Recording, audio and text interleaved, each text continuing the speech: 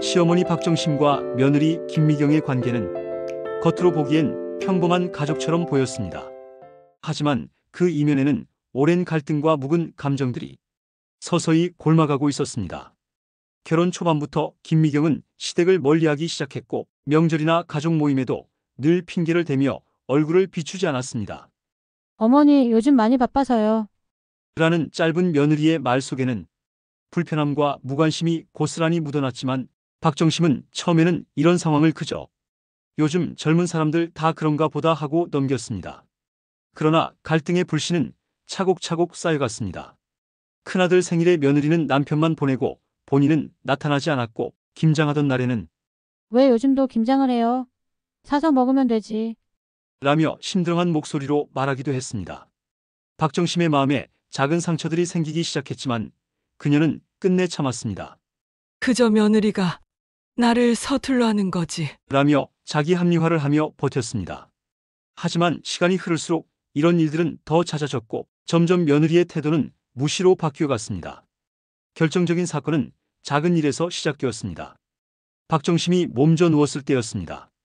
한겨울에 길에서 넘어져 다리를 다쳐 병원에 입원한 그때 며느리 김미경은 마지못해 병간호를 하러 왔습니다.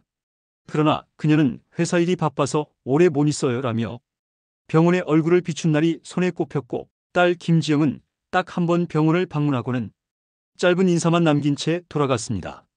이와 반대로 며느리 김미경은 억지로라도 병수발을 해주었지만 그 태도는 무미건조했고 박정심의 마음은 점점 더 무거워졌습니다. 병실에서 혼자 누워있던 박정심은 문득 깨달았습니다. 자신이 평생 아들과 며느리에게 얼마나 기대고 있었는지, 그리고 그 기대가 얼마나 무의미했는지를요. 내가 이렇게까지 참고 살아야 하나? 라는 생각이 가슴 한구석에서 울컥 올라왔습니다. 참을 수 없는 쓸쓸함과 서운함이 그녀의 마음을 뒤흔들었고 그날부터 박정심은 달라지기 시작했습니다. 시어머니 박정심은 그동안 쌓인 감정을 속으로 삼키며 조용히 결단을 내렸습니다. 이대로 참고만 살 수는 없다고 생각했습니다. 평생을 가족을 위해 희생하며 살아왔지만 이제는 자신의 삶을 살아야겠다고 다짐한 것입니다. 그래, 이제는 나도 나를 위해 살 때가 됐다는 박정심의 결심은 며느리와의 전쟁이 시작되는 신호탄이 되었습니다. 이 평범해 보이는 가족에게 어떤 일이 벌어졌길래 시어머니가 복수를 결심하게 되었을까요? 돈과 자존심, 그리고 가족 간의 애증이 얽힌 기막힌 이야기가 이제 막 시작됩니다. 김미경의 시댁 무시는 시간이 지날수록 노골적이었습니다. 처음 결혼했을 때만 해도 그녀는 겉으로나마 예의를 지키며 박정심 앞에서 싹싹한 며느리인 척 행동했습니다. 그러나 시간이 흐르자 그녀의 진짜 모습이 드러나기 시작했습니다. 명절이 다가오면 김미경은 불편한 얼굴로 시댁에 마지못해 나타났습니다. 오늘 저녁 약속이 있어서요. 오래 못 있어요. 라며 시계만 쳐다보는 것이 일상이 되었습니다. 음식 준비는커녕 식사 후 설거지조차 외면했습니다. 다른 며느리들이 분주하게 움직일 때 김미경은 소파에 앉아 스마트폰만 들여다보며 무관심한 태도를 보였습니다.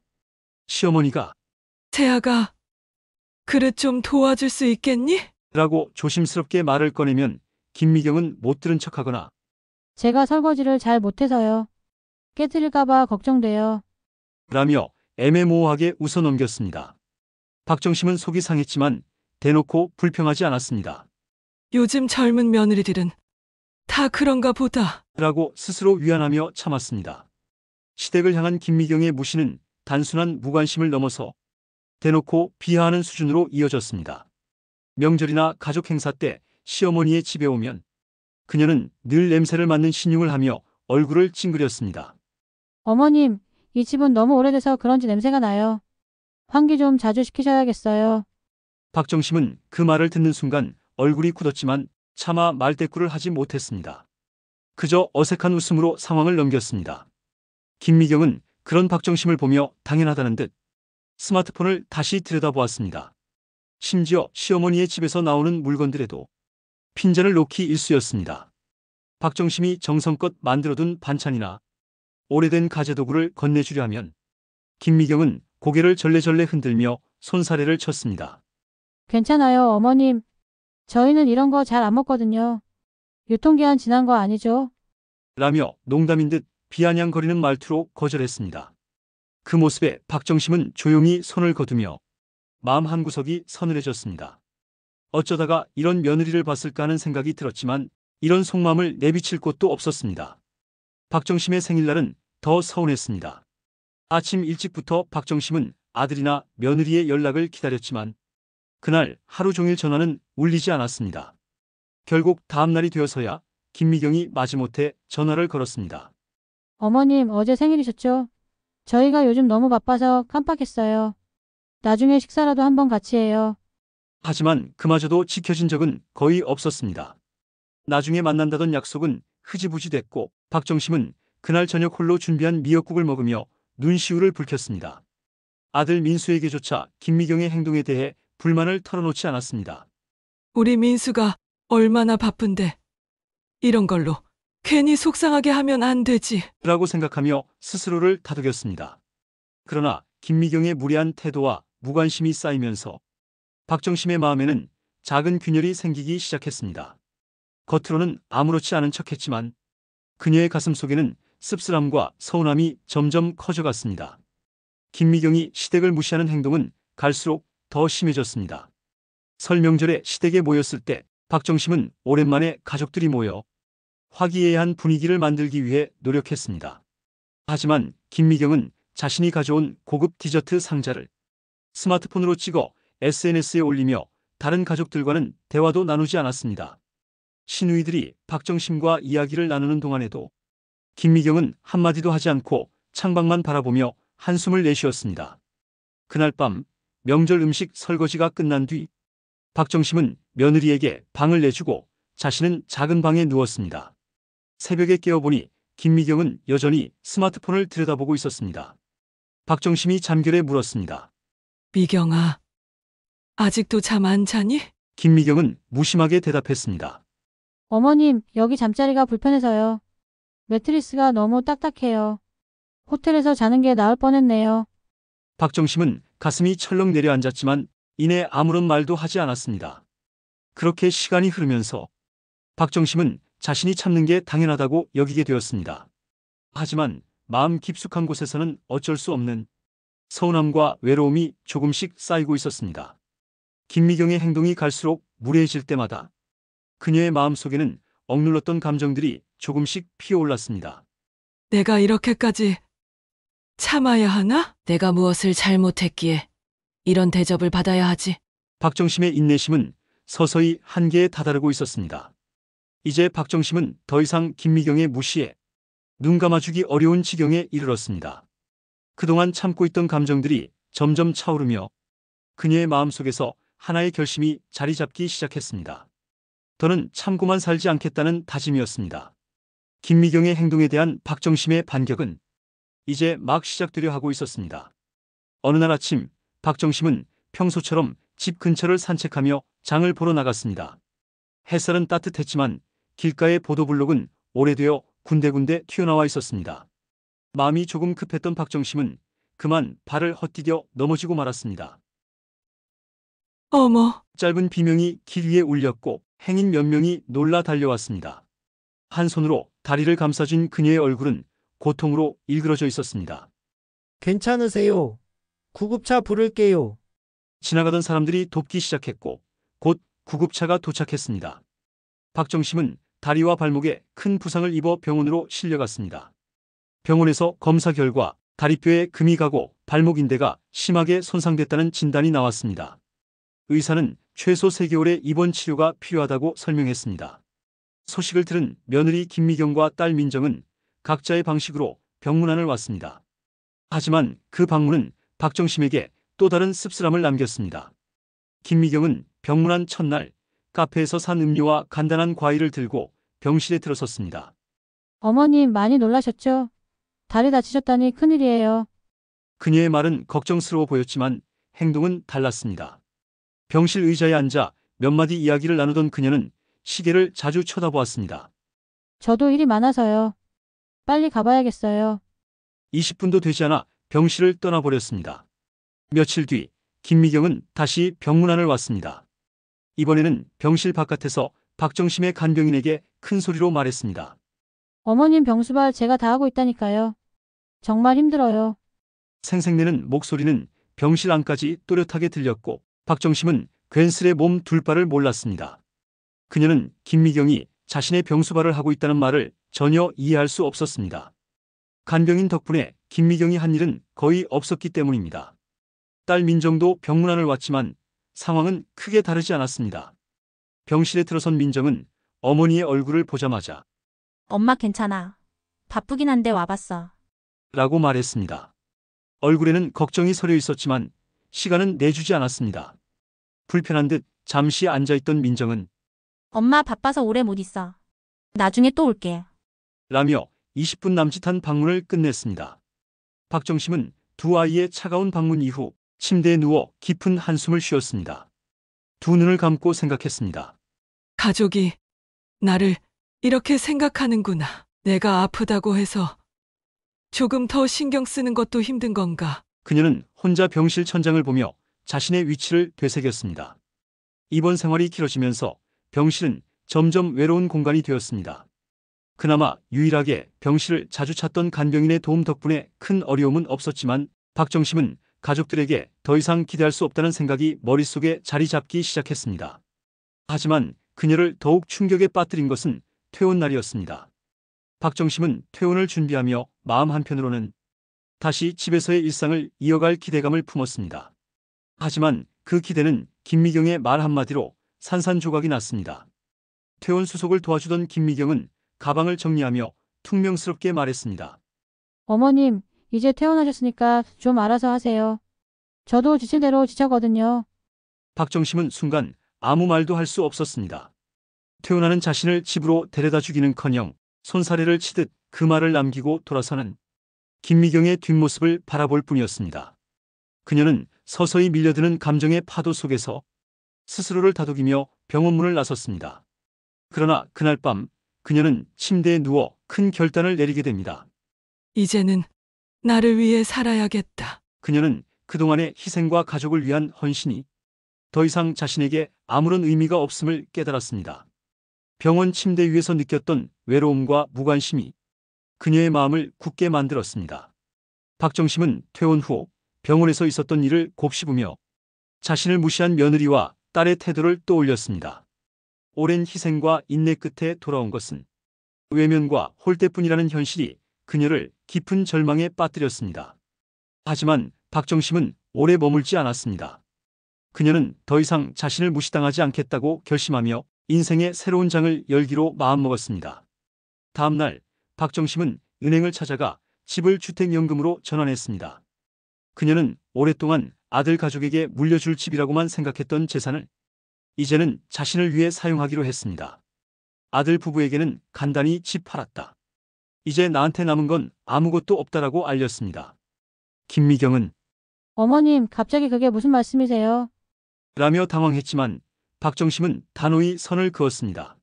이제 내 인생은 내가 책임진다. 너희가 더 이상 걱정할 일은 없을 거야. 라는 말로 대화를 끝냈습니다. 가난한 어린 시절 고등학교 졸업 후 바로 공장에서 일을 했어야만 했던 현실이었습니다. 평생 품고만 있던 배움에 대한 갈증을 해결하기 위해 박정심은 지역 대학교 평생교육원에 등록했습니다. 주변에서는 노인이 무슨 대학이냐 며 웃었지만 그녀는 당당히 교실에 앉아 필기를 하고 과제를 준비했습니다. 내가 책을 다시 펼 줄은 몰랐네. 라고 말하며 환하게 웃는 그녀의 모습은 주위 사람들에게도 신선한 충격을 주었습니다. 강의실에서 만난 동료들과는 새로운 관계를 맺으며 박정심은 늦었다고 생각할 때가 가장 빠른 때라는 삶의 진리를 몸소 실천했습니다.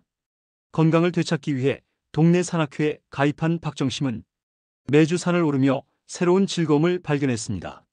처음에는 가파른 언덕에서 헉헉대며 쉬어가던 그녀였지만 점차 산악회 회원들 사이에서 정심씨, 오늘도 활기차네. 라는 말을 들으며 팔팔한 정심씨로 불리게 되었습니다. 그녀는 등산을 하며 활짝 핀 들꽃을 감상하고 맑은 공기를 마시며 그동안 잊고 지냈던 자연의 아름다움을 새삼 깨닫게 되었습니다. 평생을 가족을 위해 아끼고 희생하며 살아온 박정심은 이제는 자신을 위해 돈을 쓰기로 결심했습니다. 생전 처음으로 명품 매장을 찾아가 가방을 구입하며 그녀는 내 평생 이런 걸 살 줄은 몰랐어라며 감격했습니다.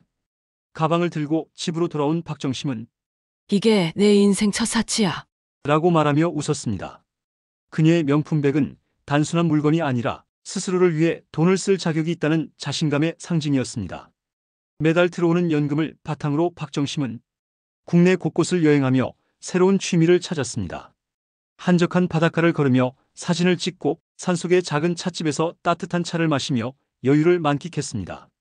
SNS 계정을 만들어 여행 사진과 글을 올리며 힙한 할머니로 자리 잡은 그녀는 주변 사람들에게도 우리 어머님 진짜 멋지세요 라는 찬사를 받았습니다. 김미경은 어머님이 SNS를 하신다고요? 라며 황당해했지만 박정심은 세상 구경하는 재미가 이런 거더라. 라고 시원하게 답했습니다. 박정심의 변화는 단순히 소비나 취미 활동에 그치지 않았습니다. 그녀는 스스로를 사랑하고 존중하는 삶이 무엇인지 몸소 깨달으며 삶의 새로운 의미를 찾아갔습니다. 과거에는 가족에게 잘해주는 것이 자신의 의무라고 생각했지만 이제는 자신에게 잘해주는 것이 진정한 행복임을 알게 되었습니다. 박정심의 결단과 새로운 삶은 가족들에게도 영향을 미쳤습니다. 또한 박정심은 과거의 상처를 곱씹지 않았습니다. 이처럼 박정심의 결단은 단순한 복수가 아니라 자신의 삶을 되찾기 위한 위대한 첫걸음이었습니다. 그녀는 이제야 비로소 자신을 위해 살고 있음을 느끼며 매 순간을 감사하게 받아들였습니다. 박정심의 삶이 변하기 시작한 후 가족들의 반응은 각기 달랐습니다. 특히 며느리 김미경은 시어머니의 갑작스러운 변화를 불편하게 느끼기 시작했습니다. 이전에는 조용하고 가정에 헌신적인 어머니였던 박정심이 이제는 자신을 위한 삶을 살겠다고 선언하자 김미경은 당황스러움을 감추지 못했습니다. 어머님, 요즘 정말 달라지셨어요. 김미경은 불쑥 말을 꺼내며 어색한 미소를 지었습니다. 박정심은 태연하게 차 한 잔을 홀짝이며 웃었습니다. 그래. 너희들이 나를 깨우쳐준 거지. 이제야 나다운 삶을 살고 있는 것 같아. 이 말에 김미경은 속으로 씁쓸함을 삼켰습니다. 대체 무슨 바람이 든 거야? 유산은 어떻게 되는 거고? 라는 생각이 머릿속을 떠나지 않았습니다. 며칠 후 김미경은 남편 민수와 대화를 나눴습니다. 당신 어머니 요즘 좀 이상하지 않아? 어떻게 주택연금을 돌릴 생각을 했을까? 우리도 곤란해졌잖아. 민수는 어머니의 결정을 이해하려 했지만 깊은 고민에 빠진 듯 말없이 고개를 끄덕일 뿐이었습니다. 그냥 어머니가 하고 싶은 대로 내버려 두자. 우리도 어쩔 수 없잖아. 그러나 김미경은 그 말이 쉽게 납득되지 않았습니다. 김미경은 점차 불만을 드러내기 시작했습니다. 어머님이 그 돈으로 대체 뭘 하시는지 알아요? 명품백에 여행에 심지어 대학교까지. 이게 다 말이 돼요. 민수는 고개를 절레절레 흔들며 우리 어머니도 사람인데 이제라도 즐기겠다는 게 뭐가 문제야? 라고 답했지만 김미경의 표정은 풀리지 않았습니다. 며느리의 불편한 반응에도 박정심은 전혀 개의치 않았습니다. 김미경의 투덜거림에 그녀는 단호하게 말했습니다. 미경아, 내가 평생 너희한테 헌신했는데 이제 내 인생은 내 거야. 더 이상 내 삶에 대해 왈가왈부하지 않았으면 좋겠구나. 이 한마디에 김미경은 잠시 말을 잃었지만 속으로는 여전히 불만이 가득했습니다. 그러던 어느 날 가족 모임에서 박정심의 변화를 둘러싼 대화가 폭발했습니다. 박정심은 밝은 미소로 여행 사진을 꺼내 보여주며 이번에 산악회에서 제주도 다녀왔는데 너무 좋더라. 이런 풍경을 이제야 보다니 내 젊은 날이 아깝구나. 라고 말했습니다. 김미경은 속이 끓어오르는 것을 참지 못하고 어머님, 저희는 아이 학원비 때문에 허덕이는데 여행이 그렇게 좋으셨어요? 라고 비꼬듯 물었습니다. 박정심은 미소를 거두지 않은 채 차분히 대답했습니다. 미경아, 내가 애들 학원비로 바쁠 때 나도 너희 뒷바라지 하느라 내 인생을 포기했단다. 이제 내 시간은 내 거야. 너도 언젠가 내 시간을 찾길 바란다. 이 말에 김미경은 더 이상 할 말을 잃었습니다. 아들 민수는 어머니와 아내 사이에서 갈등하며 곤란한 표정을 지었습니다. 엄마, 미경도 그냥 힘들어서 그런 거야.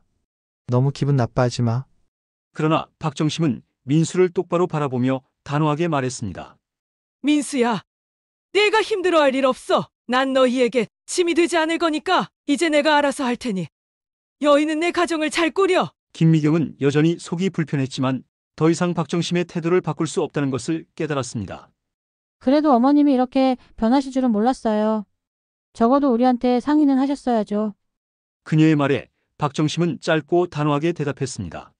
미경아, 내가 내 인생을 사는데 너희 허락이 필요하니? 이 대화 이후 김미경은 점차 박정심과의 거리를 두기 시작했습니다. 그러나 박정심은 오히려 홀가분한 마음으로 새로운 삶을 즐겼습니다. 그녀는 가족들의 시선을 신경 쓰지 않고 자신을 위한 선택을 계속해 나갔습니다. 박정심의 변화는 단순히 가족들의 불편함을 넘어 그들 각자가 가진 삶의 가치와 우선순위를 돌아보게 만들었습니다. 아들 민수는 어머니의 결단에 대해 복잡한 감정을 느꼈지만 점차 그녀를 존중하려고 노력했습니다. 김미경 역시 시간이 지나면서 어머님이 저렇게 사는 것도 나쁘진 않겠지라고 스스로를 위로하며 박정심과의 갈등을 줄여갔습니다. 결국 박정심의 선택은 단순한 복수라기보다는 자신을 위한 삶을 회복하는 여정이었고, 이는 가족들에게도 큰 교훈이 되었습니다. 내가 내 삶을 책임지겠다는 그녀의 선언은 오랫동안 침묵 속에서 숨죽였던 박정심의 진심이었습니다. 추석 명절, 온 가족이 박정심의 집에 모였습니다. 이전과 다를 바 없는 풍경처럼 보였지만 이날은 분위기가 사뭇 달랐습니다. 박정심은 평소처럼 묵묵히 손님을 맞는 대신 환하게 웃으며 가족들을 맞이했습니다. 거실 한쪽에는 작은 테이블이 놓여 있었고 그 위에는 어딘가 당당한 분위기를 풍기는 등반 인증서와 대학교 수강증이 가지런히 올려져 있었습니다. 며느리 김미경이 가장 먼저 그 테이블을 발견했습니다. 김미경은 눈살을 찌푸리며 인증서를 집어들고 말했습니다. 어머님, 이게 다 뭐예요? 산악회 등반 인증서라니 등산을 하셨어요? 박정심은 여유로운 미소를 지으며 김미경을 바라보았습니다. 응. 산악회에 가입해서 한 달에 2번은 산에 올라가. 건강에도 좋고 사람들도 참 좋아. 이거 봐라. 이번에 지리산도 다녀왔어. 그 말과 함께 박정심은 인증서를 뽐내듯 흔들어 보였습니다. 거실에 모여있던 다른 가족들이 흥미를 느끼며 박정심에게 시선을 돌렸습니다. 대단하시네요, 엄마. 이런 나이에 산까지 다니시고 멋져 우리 엄마. 작은 딸인 신우이가 박정심을 응원하듯 맞장구 쳤습니다. 하지만 김미경의 표정은 점점 굳어졌습니다. 그녀는 이번엔 대학교 수강증을 집어들고 어이없다는 듯 소리쳤습니다. 대학교요? 어머님이 대학에 다니신다고요? 이게 말이 돼요? 박정심은 태연하게 수강증을 가리키며 설명했습니다. 지역 평생교육원에 등록했어. 나도 배울 게 많더라고. 요즘 강의도 참 재미있다. 나이 먹었다고 배우지 말라는 법 있어? 김미경은 순간 할 말을 잃고 박정심을 멍하니 쳐다보았습니다. 이런데 돈을 쓰시느라 주택연금을 받으신 건가요? 그녀의 목소리에는 불만과 당혹감이 가득했습니다. 하지만 박정심은 전혀 당황하지 않았습니다. 오히려 목소리를 조금 더 높여 말했습니다. 그래, 내 집을 팔아. 주택연금으로 바꿨다. 내가 번 돈이니 내가 쓰는 거야. 평생 너희들 뒷바라지만 하고 살았으니 이제야 내 몫을 찾은 것뿐이지. 순간 거실에는 정적이 흘렀습니다. 아들 민수조차 어색한 표정을 지으며 어머니를 바라보았습니다. 하지만 박정심은 자신감 넘치는 태도로 자리를 잡고 앉았습니다. 사람이 살면서 자기 몫은 찾아야지. 늙었다고 집 안에만 틀어박혀 있을 순 없잖아. 나도 세상 구경하고 싶고 배우고 싶은 게 많아. 그때 작은 딸 신우이가 나섰습니다. 엄마 정말 멋지세요. 사실 이런 모습 저도 본받고 싶어요. 엄마가 이렇게 밝아지시니까 저도 기분이 좋아요. 박정심은 작은 딸의 말에 환하게 웃으며 답했습니다. 그래. 너라도 이렇게 알아주니 고맙구나. 하지만 김미경은 여전히 불만을 감추지 못했습니다. 그녀는 작은 목소리로 투덜거렸습니다. 그래도 어머님이 이렇게까지 변하실 줄은 몰랐네요. 우리도 좀 생각은 해주셨어야죠. 그 돈이면 나중에. 말끝을 흐리는 김미경의 모습을 보며 박정심은 단호하게 말했습니다. 미경아, 그만해라. 나중은 없다. 내 노후는 내가 책임질 거고 너희에게 짐이 되지 않을 테니까 걱정 말아라. 그 말을 나중에 전해 듣는 주변 사람들은 박정심의 말에 고개를 끄덕이며 박수를 쳤습니다. 정말 멋지세요, 어머님. 요즘 어르신들도 이렇게 자기 인생을 즐기셔야죠. 맞아요. 이제 어머님이 편하게 사셔야죠. 김미경은 더 이상 반박할 말을 찾지 못하고 억지로 미소를 지으며 상황을 모면하려 했습니다. 아들 민수도 어색한 웃음을 지으며 어머니를 바라보았습니다. 엄마, 이제 좀 마음이 편해 보여서 좋네요. 박정심은 흐뭇한 미소를 지으며 아들에게 말했습니다. 너도 너희들 인생에 집중해라. 엄마는 이제 내 삶을 살 거야. 나도 내 행복을 찾을 자격이 있지 않겠니? 이날의 가족 모임은 이전과는 전혀 다른 결말로 끝났습니다. 평소 같으면 박정심의 희생과 헌신을 당연하게 여기던 가족들이 이제는 그녀의 변화에 놀라움을 감추지 못했습니다. 하지만 무엇보다도 중요한 것은 박정심의 당당한 태도였습니다. 그녀는 더 이상 누구에게도 휘둘리지 않았고 스스로의 삶을 온전히 찾은 모습이었습니다. 모임이 끝난 후 김미경은 불편한 얼굴로 집을 나섰고 아들 민수는 말없이 어머니를 안아주었습니다. 엄마, 앞으로는 자주 찾아올게요. 그 말에 박정심은 짧게 웃으며 대답했습니다. 괜찮다. 민수야, 엄마는 이제 혼자서도 잘 살 수 있어. 박정심의 모습은 가족들에게 새로운 메시지를 던졌습니다. 오랫동안 묻혀있던 그녀의 자아가 이제야 빛을 발했고 그동안의 희생이 당연하지 않다는 것을 깨닫게 만들었습니다. 박정심은 더 이상 누군가의 어머니나 시어머니가 아닌 당당하고 행복한 자신의 삶을 사는 주인공이었습니다. 박정심은 남은 인생은 나를 위해 쓰겠다는 결심을 행동으로 옮기며 주체적인 삶의 전환을 이뤘습니다. 더 이상 희생만을 강요받던 시어머니가 아니라 자기 자신을 중심으로 삶을 꾸려가는 독립적인 노인의 모습으로 변모한 것입니다. 그녀의 결단은 단순히 복수를 넘어 자신을 위해 사는 삶이 무엇인지 보여주는 강렬한 메시지를 담고 있습니다. 주택연금으로 시작된 그녀의 변화는 단지 경제적 여유를 넘어 삶의 태도를 바꿨습니다. 대학교 수업을 듣고 산악회에서 건강을 챙기며 평생 처음으로 명품백을 사고 자유롭게 여행하며 SNS에 일상을 공유하는 그녀의 모습은 노년의 새로운 가능성을 보여줍니다. 내 인생도 이렇게 흘러갈 수 있었구나라는 박정심의 깨달음은 단순히 그녀 자신만을 위한 것이 아니라 주변 사람들에게도 큰 영감을 주었습니다. 특히 추석 가족 모임에서 당당히 자신의 변화된 삶을 보여주며 이제는 나를 위해 산다는 선언은 가족들에게 큰 충격을 안겼습니다. 아들 민수와 며느리 김미경의 불편한 반응에도 박정심은 흔들리지 않았습니다. 너희들 덕분에 인생이 달라졌다며 자신만의 방식으로 감사를 전하면서도 더 이상 기대거나 의지하지 않겠다는 강력한 메시지를 전달한 것입니다. 박정심의 선택은 자신의 가치를 회복하는 과정이자 스스로의 삶을 다시 써내려가는 통쾌한 여정이었습니다. 노후를 자식들에게 의지하거나 유산을 남기는 관념에서 벗어나 자신이 주체가 되어 행복을 추구하는 모습은 많은 이들에게 감동을 주었습니다. 그녀의 변화는 특히 노년기를 불안과 고독으로만 여기는 사람들에게 새로운 길을 제시했습니다. 내 인생, 이제 내가 주인공이야. 이 한마디는 박정심의 변화를 상징하는 가장 강렬한 표현입니다. 평생을 남을 위해 살아왔던 그녀가 마침내 자신을 위해 웃고 즐기는 삶을 선택한 것입니다. 박정심의 모습은 단순히 한 사람의 이야기가 아니라 모두가 스스로의 삶을 주도적으로 이끌어 나가야 한다는 강력한 메시지를 담고 있습니다. 이 이야기를 통해 우리는 노후를 바라보는 시각을 바꿀 수 있습니다. 삶의 주도권을 되찾고 스스로의 행복을 찾아가는 박정심의 여정은 우리에게도 도전과 변화를 두려워하지 말라는 용기를 줍니다. 박정심은 더 이상 희생만 하는 인생이 아니라 자기만의 주인공으로 당당히 살아가는 멋진 삶을 선택했습니다. 그녀의 여정은 끝이 아닌 새로운 시작이었습니다. 오늘의 이야기가 공감되신다면 댓글로 의견을 남겨주세요.